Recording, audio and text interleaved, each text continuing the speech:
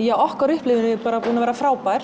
Það byrjaði í vor, þetta er búin að vera í 6 mánuði, næstu því. Og bara strax í vor þá vorum við bara mjög spennt fyrir þessu og erum búin að vera að undirbúa síðan bara í ágúst.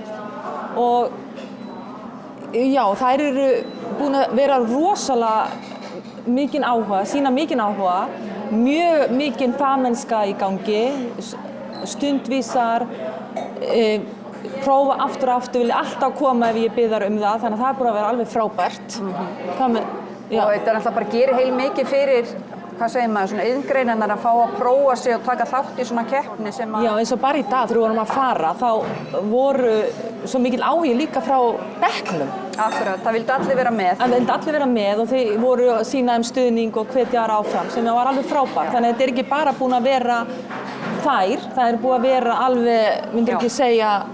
Bara margir í árgangnum sýna þessu áhuga og það kannski, ef þetta verður haldið þessu verkefni verður haldið áfram, að það kannski beru út orðið þannig séð með krökkunum og þau gera það sjálf, þannig að þetta er bara besta mál fyrir eins og þessa iðngrein. Já, eins og bara einn kom til mín í dag sem er í 9. bekk og sagði bara hvernig kemst ég inn í þennan bekk? hvernig tek ég þátt? Já. Þannig það er strax byrja að sýna áhuga. Bara mjög ánægilegt. Mjög ánægilegt. Takk.